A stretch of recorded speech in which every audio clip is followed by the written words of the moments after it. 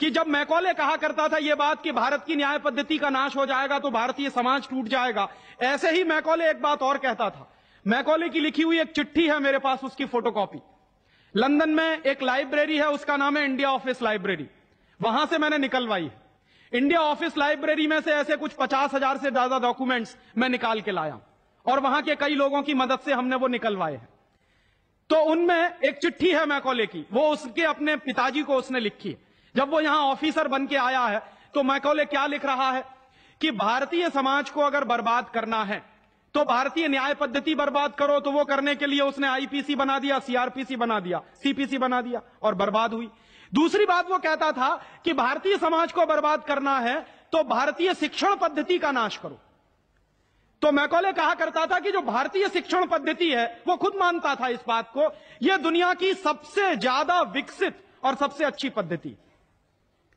क्या होता था, यहां गुरुकुल चलते थे, गुरुकुलों में विद्यार्थी पढ़ते थे और विद्यार्थी 20 साल तक, 25 साल तक ब्रह्मचर्य का पालन करते हुए शिक्षा ग्रहण करते थे, संस्कार मिलते थे और वो संस्कार लेकर समाज में जाते थे। उन्हीं संस्कारों से संस्कृति बनती थी और वही संस्कृति भारतीय संस्कृति कहलाती थी।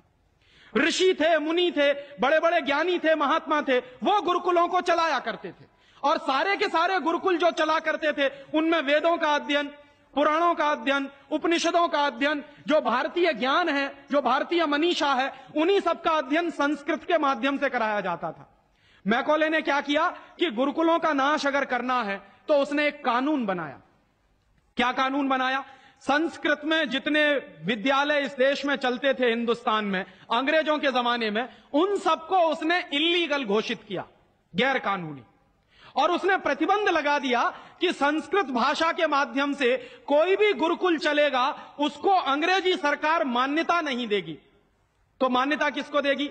अंग्रेजी के माध्यम से जो कॉन्वेंट स्कूल चलेंगे उनको अंग्रेजी सरकार मान्यता देगी। और उसके लिए बाकायदा उसने कानून बनाया।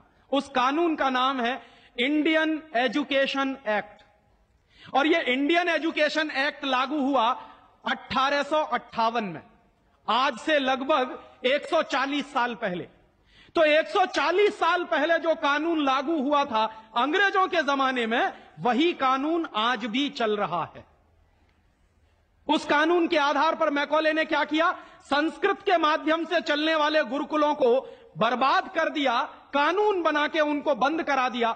जो उनमें अध्यापक होते थे, गुरु होते थे, उनको मार पीट कर अंग्रेजी सरकार जेल में बंद करती थी। जो विद्यार्थी अध्ययन के लिए जाते थे उनको रोक दिया जाता था, उनका अध्ययन ना होने पाए उसके लिए समस्याएं खड़ी की जाती थी। और दूसरी तरफ कॉन्वेंट स्कूल चालू कर दिए और उसमें अंग्रेजी के माध्यम से शिक्षण देना शुरू किया। एक दिन उसने अपने बाप को चिट्ठी लिखी और इस चिट्ठी में उसने ये लिखा कि मैंने हिंदुस्तान में एक ऐसी शिक्षण पद्धति पैदा कर दी है जिसमें अगर हिंदुस्तानी विद्यार्थी पढ़ेंगे तो पढ़कर निकलने के बाद वो शरीर से हिंदुस्तानी होंगे, दिमाग से सब अंग्रेज हो जाएंगे। वो देख रहे हैं, अभी देख रहे हैं। तो शरीर से हिंदुस्तानी और दिमाग से अंग्रेज। तो मैकॉले दूसरी बात लिख रहा है उस चिट्ठी में कि जब वो शरीर से हिंदुस्तानी और दिमाग से अंग्रेज हो जाएंगे तो अंग्रेजों के हिसाब से सारे काम करेंगे। और वो विद्यार्थी जब कॉन्वेंट स्कूल में से निकलेंगे तो सबसे ज्यादा गालियां भारतीय संस्कृति को देंगे, सबसे ज्यादा गालियां अपने मां बाप को देंगे। कैसे? मॉम और डैड कह के। डैड माने होता है मरा हुआ,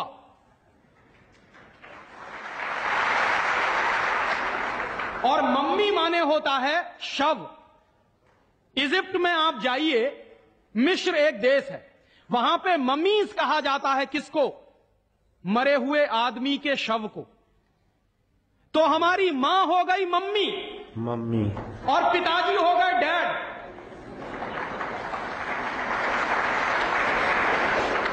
आया कहां से ये? मैकॉले ने डाल दिया हमारे दिमाग में। और मैं ये कहता हूं कि मैकॉले तो मर गया, उसका बाप भी मर गया, सब मर गए, भगवान उनकी आत्मा को शांति दे, लेकिन उसकी जो आत्मा है वो हम सब में प्रवेश कर गई है। और कैसे प्रवेश कर गई है? मैं आपको ये इतिहास की सच्चाई बता रहा हूं कि जिस जमाने में मैकॉले ने इस देश में सबसे पहला कॉन्वेंट स्कूल खोला था कलकत्ता में, वो कॉन्वेंट स्कूल चला नहीं, बंद हो गया। क्यों बंद हो गया? क्योंकि कोई भी भारतीय मां बाप अपने बच्चे को कॉन्वेंट में पढ़ाने को नहीं भेजता था। अंग्रेजों के जमाने की बात बता रहा हूं। अंग्रेज अपनी पूरी ताकत लगाकर भी इस देश में कॉन्वेंट स्कूल चला नहीं पाए, लेकिन अंग्रेजों के जाने के बाद गांव गांव में, गली गली में कॉन्वेंट स्कूल चल रहे हैं। और ऐसे मम्मी डैडी पैदा हुए हैं इस देश में जो बच्चे का जन्म लेने के पहले रजिस्ट्रेशन करवाए आते हैं कॉन्वेंट स्कूलों में। कहते हैं कि अगर रजिस्ट्रेशन नहीं कराया तो एडमिशन नहीं मिलेगा। तो कॉन्वेंट स्कूल में पढ़ाना बहुत जरूरी है बच्चे को। और मैं अक्सर पूछता हूं कि काहे को पढ़ाते हैं कॉन्वेंट स्कूल में? तो कहते हैं राजीव भाई, जब हमारा बच्चा कॉन्वेंट में पढ़ेगा तो बहुत स्मार्ट बन जाएगा। तो मैं पलट के पूछता हूं कि जरा बताइए स्मार्टनेस क्या होती है? तो अक्सर मां बाप मुझे जवाब देते हैं जो दिल्ली बंबई में रहते हैं कि हम बच्चे को कॉन्वेंट में इसलिए पढ़ने को भेजते हैं कि जब वो कॉन्वेंट में पढ़ेगा तो टाई लगाएगा, मोजे जूते पहनेगा, बढ़िया सूट है। तो अंग्रेजों के देश में टाई इसलिए लगाई जाती है कि वहां ठंडी बहुत पड़ती है, सर्दी बहुत पड़ती है, और एक साल में 6 महीने भयंकर बर्फ पड़ती है। कभी कभी तो यह हालत होती है कि 6-7 महीने सूर्य भगवान के दर्शन नहीं होते। और वहां की जलवायु ऐसी है कि आज अगर सूर्य निकला तो जरूरी नहीं है कि कल भी निकलेगा, परसों भी निकलेगा, नरसों भी निकलेगा। भारत में ऐसा नहीं है। आज अगर निकला है तो कल भी निकलेगा, परसों भी निकलेगा, 3 महीने बाद भी निकलेगा, 1 साल बाद भी निकलेगा, ऐसे ही निकलेगा। इंग्लैंड के लोग ये गारंटी से नहीं कह सकते। तो वहां ठंडी बहुत पड़ती है, सर्दी बहुत पड़ती है। और जिन देशों में सर्दी बहुत पड़ती है, ठंडी बहुत पड़ती है, वहां के लोगों को अक्सर जुकाम बहुत होता, नाक चलती है। तो जब नाक चलती है तो उस नाक को पोंछने के लिए बार बार जेब से रूमाल निकालना पड़ता। तो उन्होंने क्या किया कि एक रूमाल गले में लटका लो जो नाक पोंछने के काम आएगा। और टाई का माने क्या होता है? अंग्रेजी का शब्द है TIE। टाई का माने होता है गले के चारों तरफ लटकाया गया कोई कपड़ा। किस काम आता है वहां पर? नाक पोंछने के। क्यों करते हैं? क्योंकि ठंडी बहुत पड़ती है, सर्दी बहुत पड़ती है। हमारे देश में तो 1 साल में 9 महीने गर्मी पड़ती है, और यहां गुजरात में तो 12 महीने गर्मी पड़ती है। मैं तो यूपी का रहने वाला हूं, वहां थोड़ी बहुत ठंडी जरूर पड़ती है, यहां तो बिल्कुल नहीं पड़ती। तो वहां तो इसलिए टाई लगाते हैं कि उनको जरूरत है उसकी। हम हमारे बच्चों को क्यों लटका रहे हैं अपने गले में टाई? मर गए अंग्रेज और चला गया मैकॉले, लेकिन उसकी आत्मा का वास हम सब में हो गया। जिसको देखो वो कॉन्वेंट स्कूल में घुसा रहा है अपने बच्चों को, जिसको देखो वो अंग्रेजियत की तरफ ले जा रहा है। बड़े शर्म की बात है, शर्म की बात है, सावधान होना चाहिए। एक बार बंबई में मैंने एक जगह व्याख्यान में पूछा, पढ़े लिखे कुछ लोग बैठे थे, कि आप अपने बच्चों को कॉन्वेंट में क्यों भेजते हैं? आपको मालूम है कॉन्वेंट का मतलब क्या होता? यूरोप के देशों में कॉन्वेंट का मतलब क्या होता? यूरोप में हजारों साल एक परंपरा रही है जो हमारे यहां कोई सोच भी नहीं सकता उसके बारे में। यूरोप की परंपरा क्या रही है हजारों साल? वहां बच्चे लावारिस छोड़े जाते हैं। आज भी यूरोप के देशों में, अमेरिका में आधे से ज्यादा बच्चे लावारिस तरीके से बड़े होते हैं। और यह परंपरा आज से 100-150 साल पहले तो बड़ी भयंकर थी। तो यूरोप में क्या होता था कि बच्चा पैदा हुआ, छोड़ दिया चर्च के सामने, छोड़ दिया अनाथ आश्रम में, छोड़ दिया किसी और संस्था में, वहां बड़ा होगा। तो जो लावारिस बच्चे वहां पैदा होते हैं, उन लावारिस बच्चों की पढ़ाई लिखाई, उनकी व्यवस्था करने का काम जिस जगह पर किया जाता है उसको कहते हैं कॉन्वेंट। हाँ बड़ो, तुम्हारे चौके कॉन्वेंट में जा रहे हैं। कॉन्वेंट का माने होता है लावारिस बच्चों के पढ़ने लिखने का स्थान। माने जिन बच्चों के मां नहीं है, जिनके बाप नहीं है, जिनके दादा दादी नहीं है, जिनका कोई कुटुंबीजन नहीं है, उन बच्चों को पढ़ाने के लिए जो स्कूल चलाए गए यूरोप में, उनको कॉन्वेंट स्कूल कहते हैं। तो हम हमारे बच्चों को कॉन्वेंट में क्यों भेज रहे हैं? हाय राम, तौबा तौबा। यहां तो मां भी है और बाप भी है, लेकिन हम इतने बेवकूफ हो गए हैं कि मां बाप के रहते हुए बच्चे को लावारिस बनाने के लिए कॉन्वेंट में भेज रहे हैं। और वहां जाके बच्चे पढ़ते हैं तो क्या पढ़ते हैं? कल जो बापू कह रहे थे किस्से में, वही बंबई में एक दंपत्ति ने मुझे कहा, पति पत्नी थे, कहने लगे राजीव भाई अगर बच्चा अंग्रेजी नहीं पढ़ेगा तो पीछे रह जाएगा। तो मैंने उनसे पूछा आपको मालूम है दुनिया में कितने देशों में अंग्रेजी चलती है? तो कहने लगे अंग्रेजी तो अंतर्राष्ट्रीय भाषा है। मैंने कहा आपको तब जानकारी नहीं है। दुनिया में इस समय 200 देश हैं जो संयुक्त राष्ट्र संघ के नक्शे पर हैं, और उन 200 देशों में से मात्र 12 देशों में अंग्रेजी चलती है। बाकी 188 देशों में उन देशों की अपनी भाषाएं चलती हैं। तो 200 देशों में से मात्र 12 देशों में अंग्रेजी चलती है, तो अंग्रेजी अंतर्राष्ट्रीय कैसे हो गई? अगर 200 में से 150 देशों में अंग्रेजी चलती तो मैं मान लेता कि अंग्रेजी अंतर्राष्ट्रीय भाषा, लेकिन मुश्किल से 12 देशों में जो भाषा चलती है उसको हम कहते हैं कि अंतर्राष्ट्रीय भाषा। और दूसरी बात, उसी दंपत्ति ने कहा कि राजीव भाई अंग्रेजी बहुत समृद्ध भाषा है, बहुत रिच लैंग्वेज है। जो शब्द उन्होंने इस्तेमाल किया, रिच लैंग्वेज माने समृद्ध भाषा। तो मैंने उनसे कहा कि दुनिया में अंग्रेजी से ज्यादा रद्दी दूसरी कोई भाषा नहीं है। बिल्कुल ठीक है। क्यों? उसका कारण है, उसका कारण है जानते हैं क्या है? अंग्रेजी में चाचा, मामा, ताऊ, मौसा, फूफा सब अंकल, और काकी, ताई, मौसी और सब आंटी। अब आप मुझे जरा ये बताइए कि मौसा में और फूफा में फर्क होता है कि नहीं होता? क्या आप फूफा को मामा बना सकते हैं? या ये बताइए कि मौसी में और काकी में फर्क होता है कि नहीं होता? क्या मौसी काकी हो सकती है? दुनिया की जिस भाषा में रिश्तों को कहने के शब्द ना हो वो सबसे रद्दी भाषा है। बिल्कुल ठीक। हमारे यहां हिंदुस्तान में जितनी भाषाएं चलती हैं, हर भाषा में परिवार के रिश्तों को कहने के लिए विशेष शब्द हैं। वहां नहीं है। वहां क्या है? सब इन लॉज हैं, चाहे वो लड़की वाले हों चाहे लड़के वाले हों। पता ही नहीं चलता कि ये लड़के वाले इन लॉज हैं कि लड़की वाले इन लॉज। या तो सब अंकल हैं या तो सब आंटी हैं। क्यों है ऐसा? क्योंकि अंग्रेजी भाषा में रिश्तों को कहने के लिए शब्द नहीं है। कारण क्या है?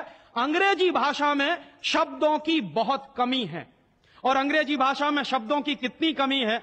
अगर मूल रूप से देखा जाए तो अंग्रेजी भाषा में मात्र 2600 शब्द हैं कुल मिला के। और दुनिया की तमाम भाषाओं से जो उधार लिया है अंग्रेजों ने, फ्रेंच भाषा में से लिए हैं, जर्मन में से लिए हैं, इटालियन में से लिए हैं, लैटिन में से लिए हैं, तो तमाम भाषाओं से जो उधार लिए हुए शब्द हैं वो मिला दिए जाएं तो कुल मिला के बैठते हैं 12,000। अंग्रेजी के मूल शब्द हैं 2600 और बाकी के शब्दों को मिला दें तो कुल बैठते हैं 12,000। अब आप हिसाब लगाइए, अंग्रेजी में कुल मिला के 12,000 शब्द हैं। गुजराती में आपको मालूम है कितने शब्द हैं? गुजराती भाषा में 40,000 से ज्यादा शब्द हैं। अब आप मुझे यह बताइए कि अंग्रेजी बड़ी हुई कि गुजराती? तो काहे को नहीं पढ़ाते अपने बच्चों को गुजराती में? और एक दूसरा उदाहरण दूं कि अंग्रेजी में कुल मिला के 12,000 शब्द हैं और मराठी भाषा है हमारे देश की, उसमें इस समय 48,000 शब्द हैं। अंग्रेजी से 4 गुनी बड़ी है मराठी। और हिंदी का हिसाब लगाऊं तो अंग्रेजी में इस समय 12,000 शब्द हैं, हिंदी में इस समय करीब 72,000 शब्द हैं। और हिंदी से एक कदम आगे चलिए, संस्कृत। तो अंग्रेजी में कुल मिला के 12,000 शब्द हैं, संस्कृत में कुल मिला के 1.5 लाख शब्द हैं। और संस्कृत से एक सीढ़ी और ऊपर चढ़िए, प्राकृत, जिसको हम सब भूल गए। प्राकृत को अगर ध्यान में रखें तो प्राकृत में 2.5 से 3 लाख शब्द हैं। दुनिया की सबसे बड़ी भाषा हमारे पास है, लेकिन हम बेवकूफों को मालूम नहीं है कि हमारे पास क्या है। हम पढ़े लिखे इडियट हैं, अंग्रेजी में कहें तो। भाग रहे हैं एक ऐसी भाषा के पीछे जिसमें मात्र 12,000 शब्द हैं और अपनी भाषाएं छोड़ते चले जा रहे हैं। और ये जो भाषा की गुलामी होती है, ये बहुत खतरनाक होती है। जो आदमी अपनी भाषा बदल सकता है वो किसी दिन अपनी मां भी बदल सकता है। और ये मैं बहुत गंभीर बात कह रहा हूं। आपको कुछ दिन के बाद इस देश में कॉन्वेंट्स में से पढ़कर निकले हुए बच्चे ये कहते मिलेंगे कि वो कहते हैं ना, कॉन्वेंट के बच्चे, उनको तो हर चीज इंपोर्टेड चाहिए। Imported car, imported pen, imported pencil, imported television, imported refrigerator. अभी कुछ दिन के बाद कहेंगे कि अब हमको इंपोर्टेड मम्मी पापा भी चाहिए, क्योंकि आपकी शक्ल उनको अच्छी नहीं लगने वाली। वो तो जो भाषा पढ़ रहे हैं उसके संस्कार ले रहे हैं। तो अंग्रेजी पढ़ रहे हैं तो अंग्रेजी के संस्कार ले रहे हैं, और अंग्रेजी के संस्कार तो अंग्रेजियत के संस्कार हैं, और अंग्रेजियत के संस्कार में तो मां और बाप की इज्जत करने की बात उनको कभी सिखाई नहीं गई है। वो तो आपको भी 2 कौड़ी का मान के फेंक देने वाले। और दुर्भाग्य से यही होता है। कॉन्वेंट स्कूल से निकले हुए बच्चे जितनी गाली अपनी मातृभाषा को देते हैं, अपनी संस्कृति को देते हैं, अपने परिवार को देते हैं, उतनी शायद कोई नहीं देता। तो मैकॉले जो कहा करता था वो बात आज हमको दिखाई देती है कि कॉन्वेंट में पढ़कर निकलेंगे बच्चे तो ये शरीर से हिंदुस्तानी होंगे, दिमाग से अंग्रेज होंगे। और इसी के संबंध में एक आखिरी बात उसने और कही थी कि ये जो भाषा की गुलामी होती है ये आदमी के स्वतंत्र चिंतन को रोक देती है। अगर आपको मौलिक चिंतन करना है, अगर आपको स्वस्थ चिंतन करना है और ऐसा चिंतन करना है जिसमें से कुछ नई रचना हो, तो वो आप अपनी मातृभाषा में ही कर सकते हैं। दुनिया में मातृभाषा में पढ़कर बड़े बड़े वैज्ञानिक पैदा हुए हैं। हम लोग, अक्सर मैं लोगों को कहता हूं कि जो लोग कॉन्वेंट के पीछे पागल हैं उनको मैं अभी ताजा ताजा उदाहरण देता हूं। हिंदुस्तान में एक वैज्ञानिक है, उसका नाम है डॉक्टर एपीजे कलाम। डॉक्टर एपीजे कलाम को इस साल भारत रत्न मिला है, और डॉक्टर एपीजे कलाम हिंदुस्तान के जिंदा रहने वाले वैज्ञानिकों में इस समय सबसे ऊपर के व्यक्ति हैं। आपको मालूम है डॉक्टर कलाम की पूरी शिक्षा तमिल में हुई है, अंग्रेजी उन्होंने पढ़ी नहीं है। बहुत वर्षों के बाद उन्होंने थोड़ी अंग्रेजी पढ़ी है काम चलाने के लिए। बचपन से उनकी पूरी शिक्षा उनकी मातृभाषा में हुई है। वो तमिल अच्छी जानते हैं, मलयालम अच्छी जानते हैं, और हिंदुस्तान में आज वो सबसे ऊंची श्रेणी के वैज्ञानिक हैं जिनको भारत रत्न मिला। दुनिया के ऐसे तमाम वैज्ञानिकों के मैं उदाहरण दे सकता हूं। आइंस्टाइन, अल्बर्ट आइंस्टाइन सारा का सारा काम अपनी मातृभाषा में करता था, जर्मन में, और इसलिए इतना बड़ा बना। फ्रांस में एक वैज्ञानिक था मैक्स प्लैंक, जिसकी थ्योरीज हमारे जैसे इंजीनियर्स को पढ़ाई जाती थी जब हम पढ़ते थे। मैक्स प्लैंक की पूरी शिक्षा फ्रेंच भाषा में हुई थी। तो हम लोग जो अपने मन में गलतफहमी पाल कर बैठे हैं कि हमारे बच्चे अगर अंग्रेजी में नहीं पढ़ेंगे तो उनका विकास नहीं होगा, मैं आपको इसके उल्टी बात कह रहा हूं कि अगर आपके बच्चे अंग्रेजी में पढ़े तब उनका विकास नहीं होने वाला, वो गधे बन जाएंगे, विनाश होगा।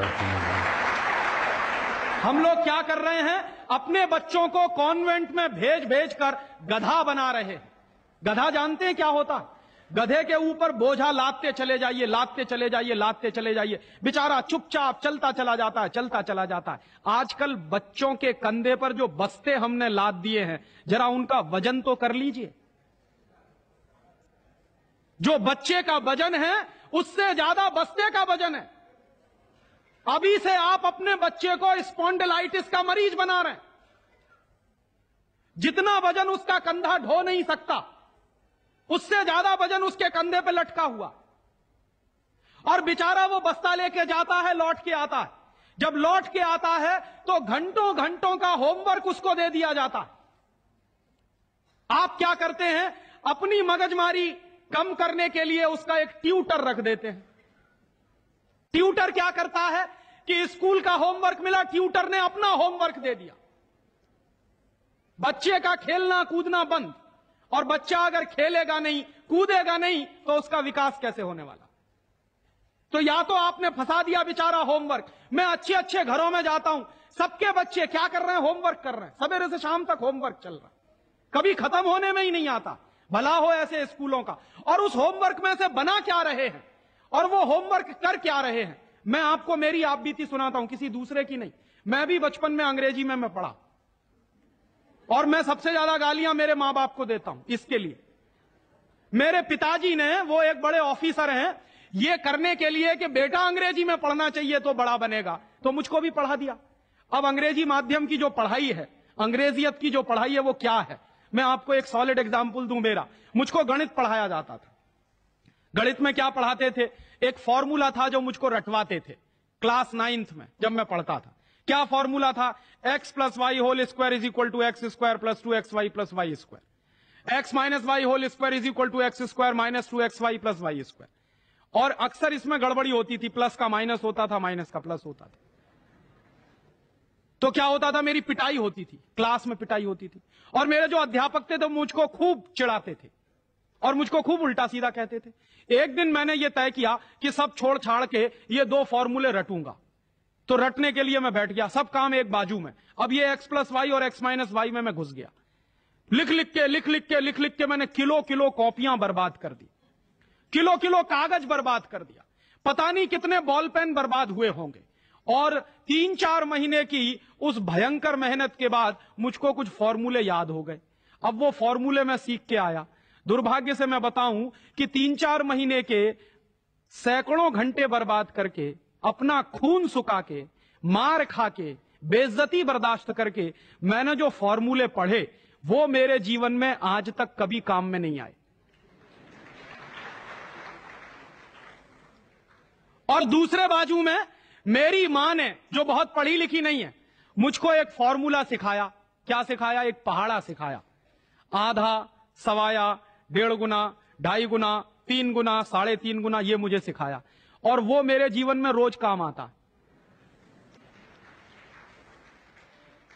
लेकिन कहा क्या जाता है कि मेरी मां तो पढ़ी लिखी नहीं है, पीएचडी नहीं किया उसने। तो जो बिना पीएचडी होल्डर है, जिसने कुछ पढ़ा लिखा नहीं है, आज की भाषा में, उसने मुझे ऐसी चीज सिखाई जो जीवन में रोज काम आती है। और जो बड़े बड़े पीएचडी होल्डर प्रोफेसर्स ने मुझे सिखाया वो जीवन में कभी काम नहीं आया। और आप अपने बच्चों को यही पढ़ा रहे हैं। कॉन्वेंट स्कूल के जितने क्यूरिकुलम हैं और उसमें बच्चे जो कुछ पढ़ रहे हैं, उसमें से 95% बेकार जाने वाला है। उस 95% का उनके जीवन में कभी कोई इस्तेमाल होने वाला नहीं। ये आप कहिए तो मैं जहां कहिए वहां लिख कर दे दूं, क्योंकि मैं भुगत चुका हूं इस बात को। और वो जो 95% आप पढ़ा रहे हैं, आपके बच्चे के अगर काम नहीं आने वाला है, तो उसके लिए आप लाखों रुपए बर्बाद कर रहे हैं, करोड़ों घंटे बर्बाद कर रहे हैं। उस बच्चे का मन मस्तिष्क आपने दबा दिया है होमवर्क के नीचे, झूठी शान और प्रतिष्ठा में। आप अपने बच्चों को गधा नहीं बना रहे हैं तो क्या बना रहे हैं?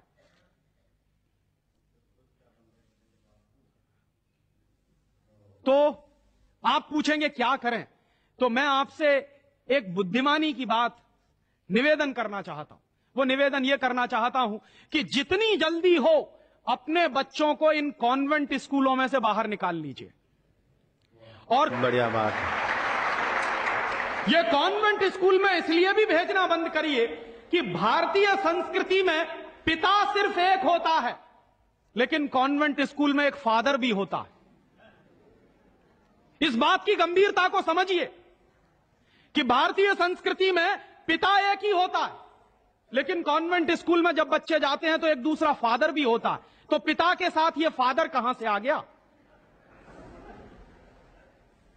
और अगर पिता के साथ फादर आ गया तो पता नहीं क्या क्या आ जाएगा आपके घर में। हां, यह मैं चेतावनी के रूप में कह रहा हूं आपसे। यह सिर्फ इशारे से समझ लीजिए कि अगर बच्चे की पढ़ाई के साथ पिता के साथ फादर आया है तो और बहुत कुछ चला आएगा आपके बच्चे के संस्कार में। और कहीं ऐसा ना हो जाए कि आपके देखते देखते आपका बच्चा क्रिश्चियन ना बन जाए, ईसाई ना बन जाए। इसलिए मैं आपसे एक निवेदन तो यह करने आया कि जितनी जल्दी हो कॉन्वेंट स्कूलों से बच्चे निकाल लीजिए। और एक दूसरा निवेदन और करने आया हूं, जितनी जल्दी हो कॉन्वेंट स्कूलों को डोनेशन देना बंद करिए। हमारा हजारों रुपए का डोनेशन कॉन्वेंट स्कूलों में जाता।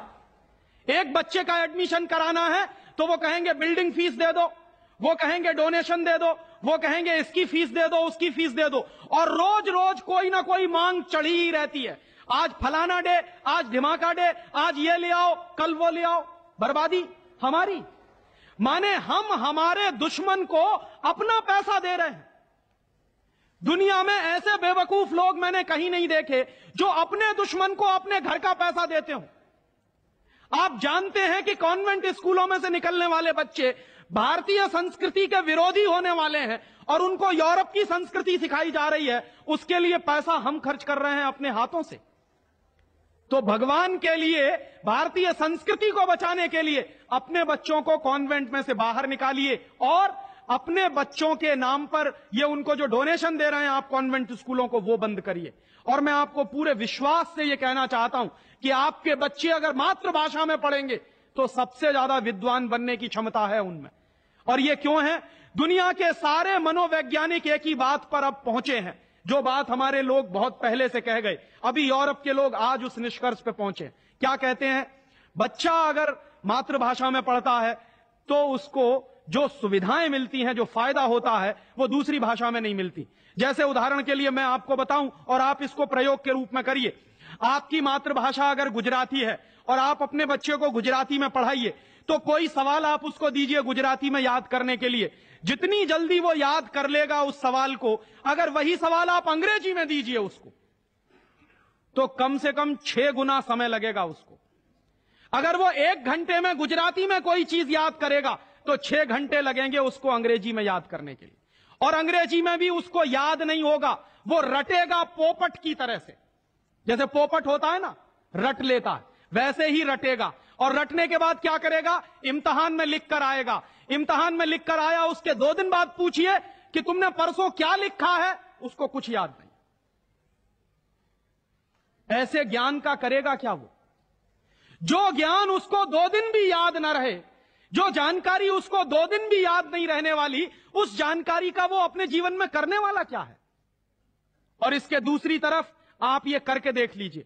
छोटी छोटी कहानी, छोटे छोटे किस्से, छोटी छोटी कथाओं के माध्यम से, मातृभाषा के माध्यम से आप उसको कोई बात सिखा दीजिए, वर्षों वर्षों जिंदगी भर उसको वो बात याद रहेगी। मुझे भी याद है, मेरी दादी मां ने कहानी के माध्यम से जो संस्कार मुझ में दिए हैं वो अभी भी मुझे याद है। लेकिन मेरे स्कूल में जो संस्कार मुझे दिए गए वो मैं भूल चुका हूं, क्योंकि विदेशी भाषा में मैंने लिए। तो ये खराब होता। और एक इसी के साथ एक आखिरी निवेदन कि अंग्रेजों ने जिस तरह से बर्बाद किया है भारतीय समाज को, कम से कम अब अगर हमको ये चेतना आती है तो इसको हम बचाएं। मुझे लगता है कि सबसे बड़ा काम और सबसे पहला काम कॉन्वेंट स्कूलों के बंद कराने का, और वो हम सब मिलकर ही कर सकते हैं, अकेला कोई नहीं करेगा। अगर हम सब कॉन्वेंट स्कूलों का बहिष्कार करने का संकल्प ले लें तो फिर से नए गुरुकुल खड़े हो सकते हैं। जो दान आप कॉन्वेंट स्कूलों को देते हैं वो दान अगर गुरुकुलों को मिलना शुरू हो जाए तो गुरुकुल चलने भी शुरू हो जाएंगे, उनको प्रतिष्ठा भी मिल जाएगी, उनको सम्मान भी मिल जाएगा। अगर हमारी गलती से बर्बादी आई है तो वो गलती आज हम सुधार लें। और ऐसे ही एक दूसरी आखिरी बात कि अंग्रेजियत हमारे मन में बहुत गहरे घुस गई है, और ये अंग्रेजियत जो होती है बहुत खराब होती है। कई बार मैं कहता हूं कि अंग्रेजी भाषा से ज्यादा खतरनाक है अंग्रेजियत। महात्मा गांधी अक्सर ये कहा करते थे कि अंग्रेज चाहे तो रहें लेकिन अंग्रेजियत जानी चाहिए। ये अंग्रेजियत क्या है? हमारे सबके घरों में, सबके मन में एक तरह का लालच बैठ गया है। हर एक आदमी को इस देश में इंपोर्टेड माल चाहिए, विदेशी कंपनी का माल। किसी भी साधारण से साधारण बच्चे को कहो कि देखो मेरे पास इंपोर्टेड पेन है, तुरंत हाथ फैला देगा, लाओ दे दो। वो बच्चा चाहे जितना पढ़ा लिखा हो, माने इंपोर्टेड के नाम पर भीख मांगने में भी शर्म नहीं आती। उसी बच्चे को आप कहिए कि भगवान का प्रसाद है तो हाथ पीछे खींच लेगा, इंपोर्टेड पेन है तो तुरंत हाथ फैला देगा। गुलामी इतने गहरे बैठ गई।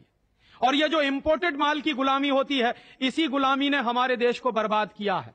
अंग्रेजों के जमाने में इस देश में अंग्रेजों का माल बिकता था इसलिए कि अंग्रेजों की गुलामी चलती थी, इसलिए क्योंकि अंग्रेजों की कंपनियां यहां चलती थी। दुर्भाग्य से आज वही फिर हो गया है। गांव गांव में परदेशी कंपनियां घुस गई हैं, परदेशी कंपनियों का माल घुस गया है। हम सबके घरों में परदेशी कंपनियों का माल आता है। सवेरे से लेकर